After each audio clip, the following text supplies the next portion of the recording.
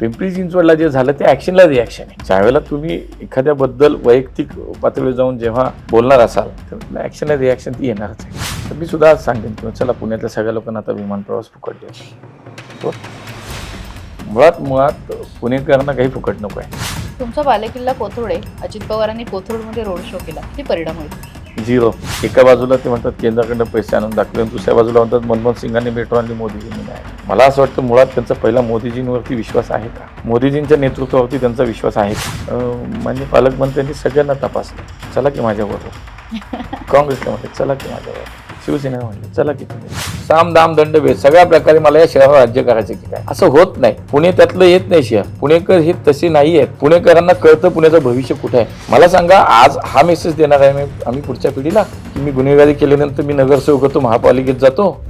पुणे महापालिकेची निवडणूक अंतिम टप्प्यामध्ये आली आहे. वेगवेगळ्या नेत्यांना भेटतोय, त्यांच्याशी गप्पा मारतोय आणि जाणून घेतोय नेमकं त्यांना काय म्हणायचं आहे आणि पुढच्या 25-30 वर्षामध्ये त्यांच्या डोक्यात पुणे नेमकं कसं आहे.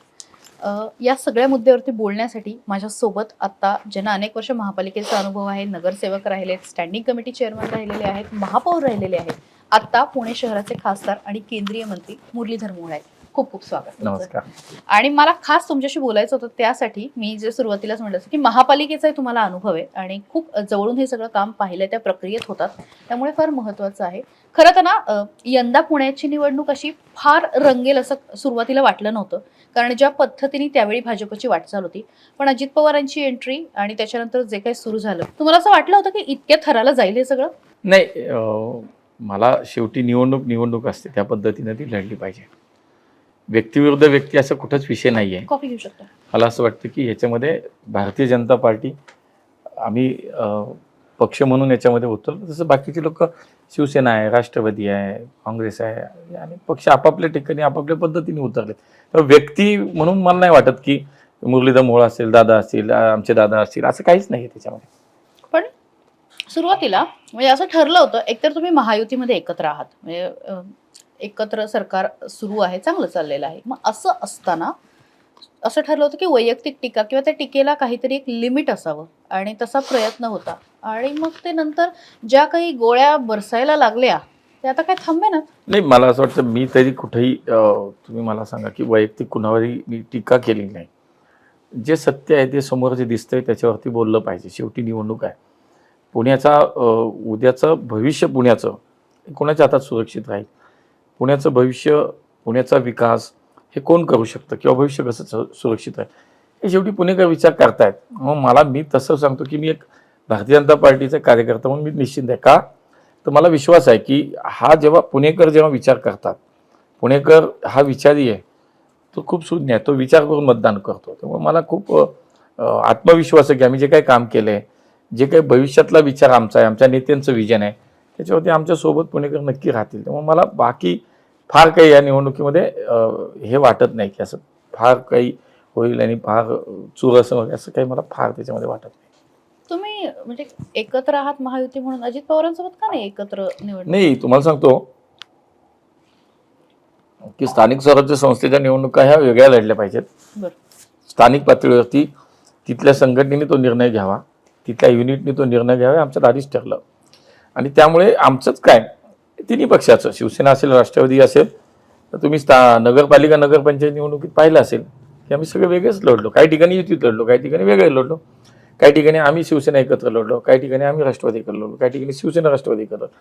त्यामुळे स्थानिक स्वराज्य संस्थेच्या निवडणुकीमध्ये हे पूर्ण स्वातंत्र्य होतं की आपापल्या ठिकाणी स्थानिक पातळीवरती निर्णय घ्या आणि लढा. राज्यात एकत्र आहोत, पण खाली आम्ही निश्चितपणे एकमेकाच्या समोर आहोत. 42 सिटिंग नगरसेवकांना तिकीट नाकारलं भाजपने, काय क्रायटेरियाज होते? नाही, याच्यामध्ये असं काही ठरवून कोणाला नाकारणं किंवा ठरवून कोणाला देणं असं होत नाही. आमच्याकडे एक प्रक्रिया आहे. आमच्याकडं माननीय मुख्यमंत्री साहेब स्वतः त्याच्यामध्ये एका जागेवरती लक्ष घालतात. म्हणजे त्यांचं लक्ष आहे, त्यांचे जे काही ग्राउंड सर्वेचे रिपोर्ट्स असतात त्यानुसार प्रत्येक प्रभागावरती चर्चा होते, प्रत्येक प्रभागातल्या एका गटावरती किती इच्छुक आहे त्याच्यावरती चर्चा होते आणि त्याचे सर्वे समोर ठेवले जातात. आणि त्यामुळे स्थानिक पातळीवर इथे कोर कमिटी असते आणि इथून आम्ही काही शॉर्टलिस्ट नावं केले जातात आणि मग राज्यामध्ये मान्य देवेंजी, मान्य प्रदेशाध्यक्ष रवींद्र चव्हाण साहेब यांच्यासमोर त्या बैठका होऊन त्याच्यामध्ये आमची चर्चा होती आणि मग नावं फायनल होतात. त्यामुळे कोणाला डावलणं किंवा कोणाला मुद्दामून आणून उमेदवार असं कुठं होत नाही आमच्याकडं. त्यामुळे स्वाभाविकपणे काही ठिकाणी मेरिटवरती काही लोकांना नाही संधी देता आली, हे वास्तव आहे. पण भारतीय जनता पार्टीमध्ये तुम्ही बघा, इतक्या लोकांना संधी नाही देता आली, पण त्याच्यात बंडखोरी कुठं नाही झाली. 1-2-3 लोक पक्ष सोडून गेले असतील, पण आमच्याकडे बंडखोरी कुठंच नाही झाली अख्ख्या पुण्यामध्ये. पण मग असं झालं ना की तुमच्याकडचे खूप म्हणजे बरेच जण जे स्टँडिंग होते किंवा ज्यांना भारतीय जनता पक्षामधून उमेदवारी लढवायची होती, उभं राहायचं होतं, तर ते आयते अजित पवारांना मिळाले. आहे ते वास्तव आहे. मला सांगा, जवळजवळ 2100-2200 आमच्याकडे इच्छुकांचे अर्ज होते आणि आम्हाला उमेदवार द्यायचे होते 165. हे स्वाभाविक होतं. जितका मोठा पक्ष तितके जास्त कार्यकर्ते इच्छुक. स्वाभाविक, कार्यकर्त्यांची चूक नाहीच आहे ना. एखाद्या कार्यकर्त्याला वाटतं की मी महापालिकेची निवडणूक लढायची आहे, मला नगरसेवक व्हायचं, मी काम करतो, तर त्याच्यात गैर काहीच नाही. शेवटी संधी एकालाच मिळते.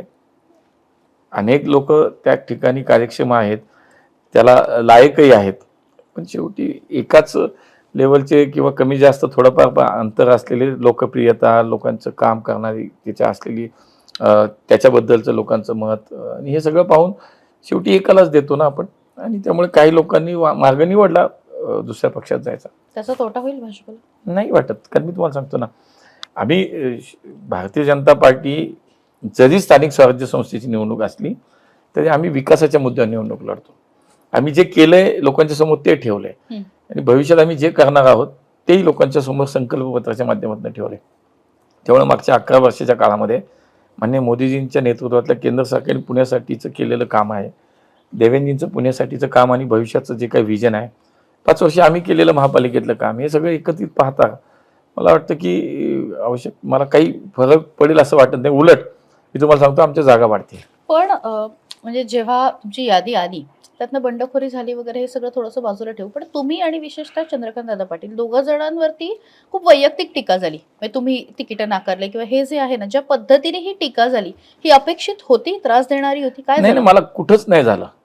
1-2 विषय सोडून द्या, ते काय शेवटी वैयक्तिक कुणाला काय बोलायचं हा त्याचा अधिकार आहे. पण मला नाही वाटत असं शहरात कुठंच झालं नाही असं की आमच्यावरती वैयक्तिक खूप आरोप प्रत्यारोप काहीच झालेलं नाही. असं आमचे कार्यकर्ते सगळे कामाला लागले.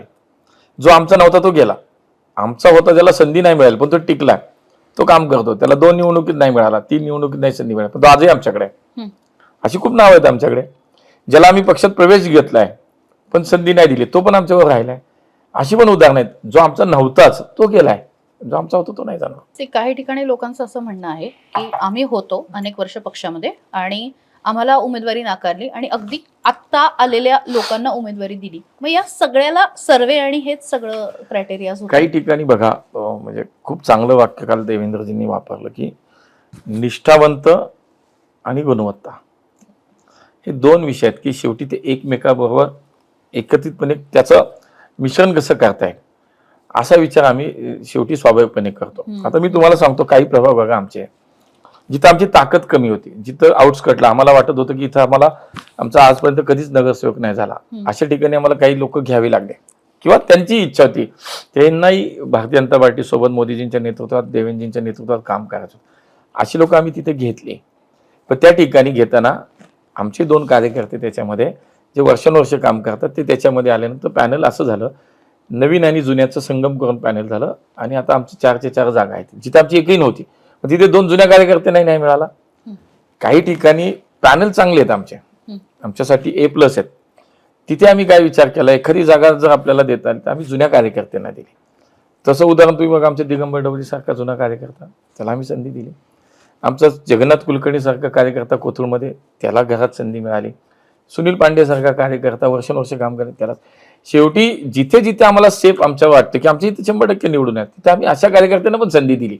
आणि जिथे अवघड प्रभाग होते तिथे आम्ही बाहेरनं ताकदवान नेते आमच्याकडे काही लोक आली, ज्यांना काम करायचं आमच्यावर, त्यांच्यासोबत सुद्धा आमचे काही जुने कार्यकर्ते आम्ही जोडून दिले. म्हणजे उलट आम्ही हा विचार केला की आमच्या प्रत्येक कार्यकर्त्याला याच्यामध्ये जुना कार्यकर्ता, नवीन कार्यकर्ता यांचं योग्य ते मिश्रण करून सगळ्यांना न्याय कसा देता येईल. मला असं वाटतं इतकं चांगलं उदाहरण आहे ना, मी सांगतो हे खरं तर मलाही आमच्या सगळ्या लोकांना खूप आवडतं की हे खूप चांगल्या पद्धतीने सेट केलं आम्ही. उलट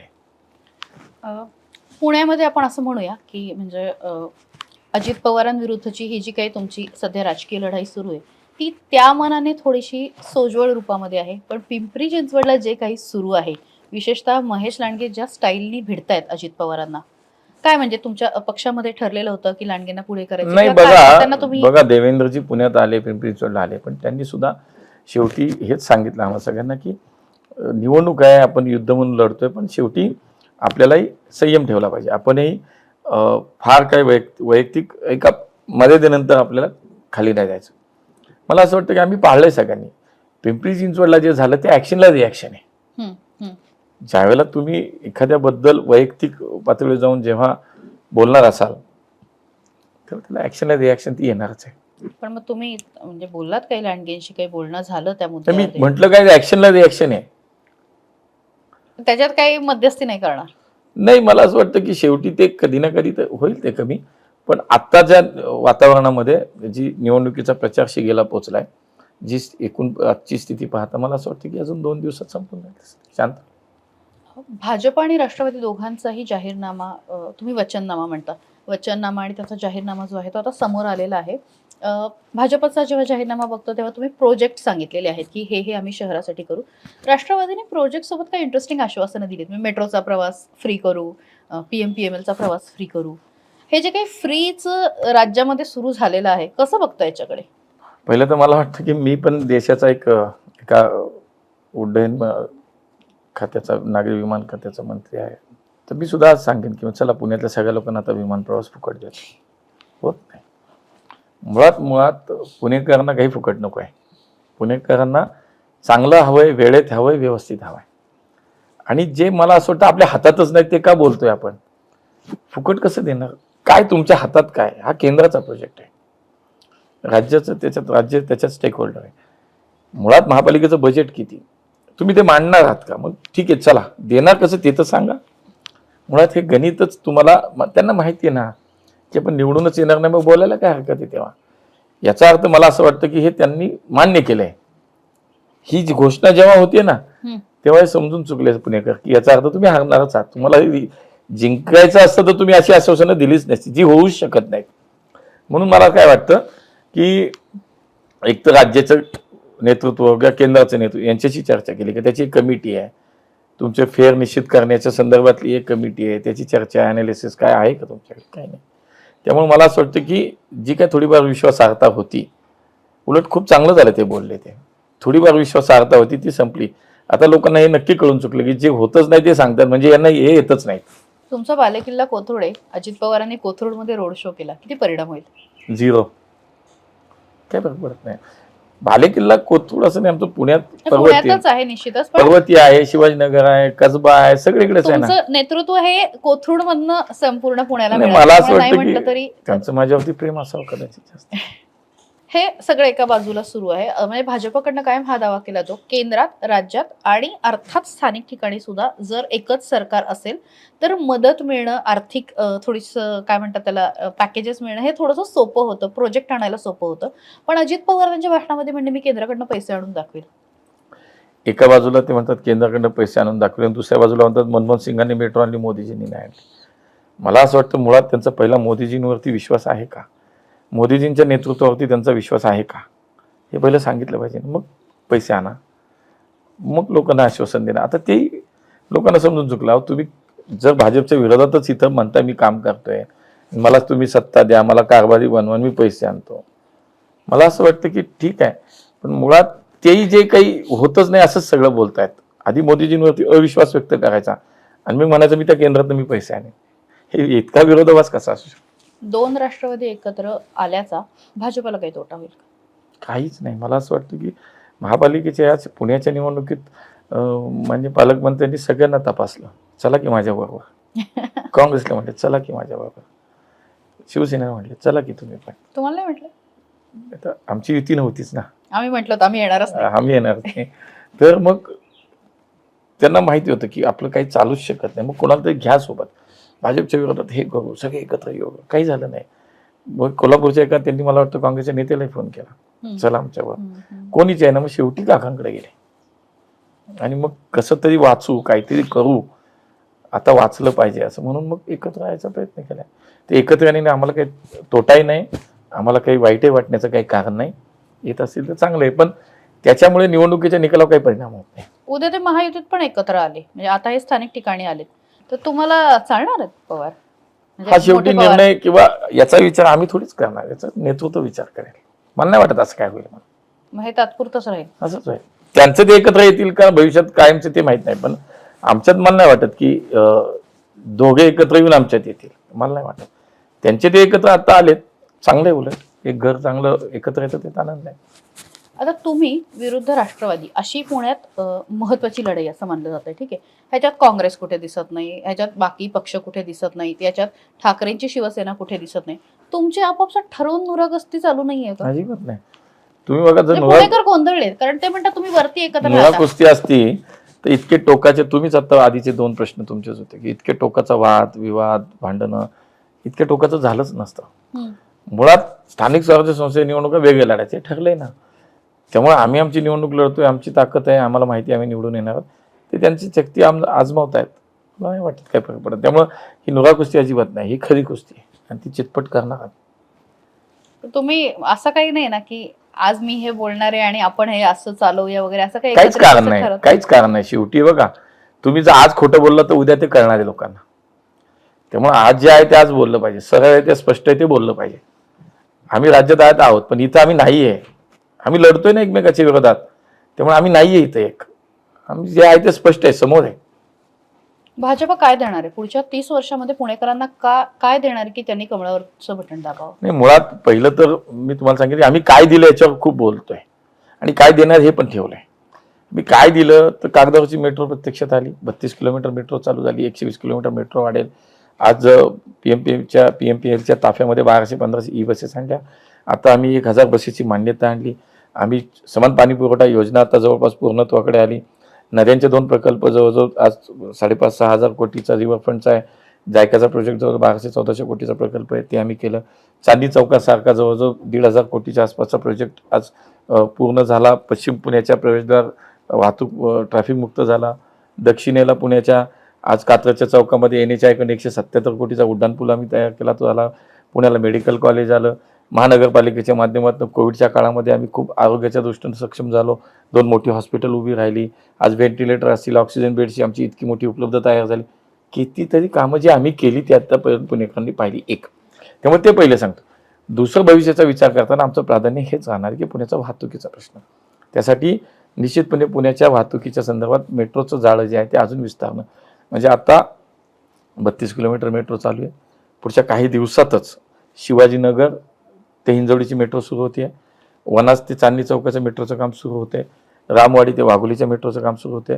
खडकवासला ते खराडीच्या कामाला केंद्रीय मंत्रिमंडळाची मेट्रो मार्गाला लाईनला मंजुरी मिळाली. सिंहगड रोड माणिकबाग ते नळस्टॉपपर्यंतच्या मेट्रो मार्गाला मान्यता मिळाली.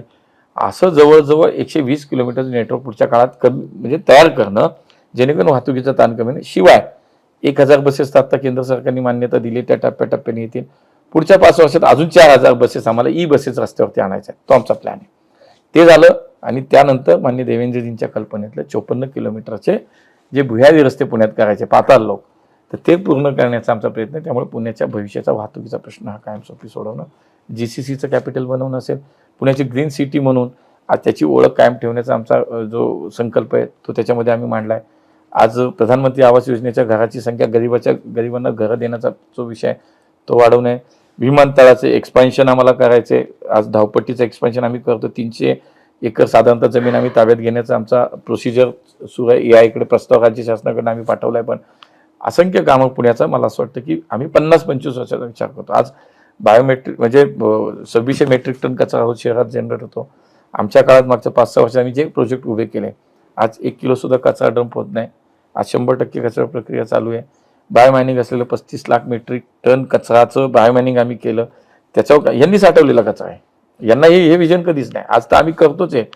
जमा झालेला सगळ्या कचरा प्रक्रिया करतो. पण 35 लाख मेट्रिक टन यांनी जमा केलेला कचरा जो आहे त्याच्यावर बायोमायनिंग करून जवळजवळ 20-1 लाख मेट्रिक टन कचरा त्याचं विघटन झालं. आता प्रक्रिया झाली, तिथे लँडफिल तयार झालं. आता आम्ही पुढच्या 15 लाख मेट्रिक टनवरती काम करतोय. एक विषय इतकेच आमचे की पुण्याचा निश्चितपणे या पुण्याला एक देशातलं सर्वोत्तम शहर करायचं म्हणून संकल्पपत्रात याच्यापेक्षा अधिक तुम्ही जर बघितलं तर खूप काही गोष्टी दिलेल्या आहेत. दुसरी महापालिका करायची पण एक चर्चा पुण्यामध्ये होती, कारण ज्या वेगाने शहर वाढतंय, नाही म्हटलं तरी महापालिकेची ही जी सगळी यंत्रणा आहे किंवा ही जी सगळी ताकद आहे ती कमी पडायला लागलेली आहे. तुम्हाला असं वाटतं की एक दुसरी महापालिका व्हायला हवी? मला वाटतं आता तरी काही तसा विषय नाही, कुठे चर्चा नाही, आणि तशी मला आता तरी सध्या काही आवश्यकता अशी वाटत नाही. एक मुद्दा जो पुण्यातल्या या निवडणुकीमध्ये खूप चर्चेमध्ये आला, काही अशा लोकांना उमेदवारी मिळाल्या, खरं तर तुमच्या पक्षाकडनं नाही मिळाल्या, एनसीपी कडनं दिल्या गेल्या, पण त्याची चर्चा जी आहे, कारण ती लोक साधी सुधी नव्हती, संपूर्ण महाराष्ट्रामध्ये ज्यांची गुन्हेगारी माहिती आहे अशी लोक सगळी होती आणि त्यांना उमेदवारी दिलेल्या आहेत. भाजपकडनं तुम्हाला काय वाटतं? मला असं वाटतं की खरं तर हा प्रश्न ज्यांनी गुन्हेगारांना किंवा त्या प्रवृत्तीच्या किंवा त्या लोकांना उमेदवारी त्यांना हा प्रश्न खरंच विचारला पाहिजे. तुम्ही विचारताय सगळे, पण मला असं वाटतं की उत्तर द्यायचं टाळलं जात आहे. माननीय पालकमंत्री ह्याच्यावर जबाबदारी ढकलतात, त्याच्यावर जबाबदारी ढकलतात, उत्तर देत नाहीत. महत्त्वाचा विषय आला की उत्तर देत नाहीत, असंच वेळ मारून देतात. या प्रश्नाचं उत्तर त्यांनी काय दिलं तुम्हा लोकांना, की माझा जो अलायन्स पार्टी जी माझ्याबरोबर आहे, Sachin Kharat, Republican party of इंडियाच्या सचिन खरात गटाला त्यांच्या जागा आहेत त्या 2 दिवसापूर्वी याच सचिन खरातांनी जे या रिपब्लिकन बॅकआउट केलं, सांगितलं की असे गुन्हेगारांची जर नाव माझ्या यादीत असतील तर माझं राजकीय करिअर बर्बाद होईल, माझा पक्ष स्वतंत्र ओळख आहे माझी. मग आता अजितदादांनी सांगितलं पाहिजे की आता हे कुणाचे आहेत, त्यांना तर तुम्ही घड्याळ चिन्ह दिले. आता तरी स्पष्ट, म्हणजे हे जे काही त्यांनी प्लॅन केला त्यांचा प्लॅन फसला की मित्र पक्षाच्या माथ्यावरती ते. पण एखाद्या पक्षाला आता तर उत्तर दिलं पाहिजे त्यांनी. गुन्हेगार का आणावे लागतात, म्हणजे काय? मग तेच मी म्हणतो की साम दाम दंड भेद सगळ्या प्रकारे मला या शहरावर राज्य करायचं की काय, असं होत नाही. पुणे त्यातलं येत नाही शहर. पुणेकर हे तसे नाही आहेत. पुणेकरांना कळतं पुण्याचं भविष्य कुठं आहे. मला सांगा, आज हा मेसेज देणार आहे आम्ही पुढच्या पिढीला की मी गुन्हेगारी केल्यानंतर मी नगरसेवक होतो, महापालिकेत जातो, असा मेसेज द्यायचा आहे मला नवीन पिढीला आमच्या. मग ते सगळे सोशल मीडिया आणि ते रील्स आणि ते वातावरण, त्याच्यात हे अट्रॅक्शन आम्ही देणार आहोत नवीन पिढीला. आम्हीच म्हणायचं स्टेजवरनं, बघा सीपी साहेब, ही कोयता गँग संपली पाहिजे. अरे, आणि दुसऱ्या बाजूला हे उमेदवार तुम्हीच देताय, हे कळण्यात का पुणेकर काय भाबडे वेडे आहेत का तेव्हा? म्हणून मला असं वाटतं की हे आता त्यांनी स्पष्ट केलं पाहिजे ना. सचिन घरात सांगतायत माझा काही संबंध नाही, आता अजितदादा काय बोलतायत, बोला ना. आता कोणाचे आहेत हे? मग काढून घ्या ना घड्याळ चिन्ह. थांबवणार का त्यांना उमेदवारी? सांगणार का हे आमचे उमेदवार नाही म्हणून? तुम्हाला हवंय सगळं, तुम्हाला हेच काय पुण्याचं भविष्य खराब करायला निघालात आपण. दुर्दैवी आहे. पण हे शेवटी पुणेकरांना काय आवाहन करा? मला असं वाटतं मी पुणेकरांना आवाहन करण्यासाठी मला हेच सांगावं वाटतंय की जो विश्वास आपण वारंवार आमच्यावरती व्यक्त केला आहे, महापालिकेची निवडणूक, विधानसभेची, लोकसभेची, आणि तो विश्वास व्यक्त केल्यानंतर आम्ही जे काही काम केलं ते प्रामाणिक काम केलं, आपल्या समोर आहे ते, आपण अनुभव घेत आहे त्याचा, आणि त्याच कामाच्या आधारे आणि पुण्याचं भविष्य माननीय मोदीजींच्या नेतृत्वात, देवेंद्रजींच्या नेतृत्वात सुरक्षित आहे, हाच विचार मी आपल्यासमोर ठेवणार आहे. आणि त्याच आधारे केलेलं काम आणि पुण्याचं भविष्य याच्यावरती निश्चितपणे आपण भारतीय जनता पार्टीला पुन्हा एकदा समर्थन द्यावं, आपला आशीर्वाद द्यावा, ही आपल्याला मी आज या मुलाखतीच्या माध्यमातून आपल्याला मी विनंती करीन, आवाहन करेन. Thank you so much. सगळी गडबड आहे, म्हणजे तुमच्या सगळ्या प्रचार फेऱ्या आणि हे चालू आहे, पण त्यामधनं वेळ दिलात, घड्याळ बघतायत, अर्थात लोक थांबलेली आहेत. मनापासून आभार. Thank you so much.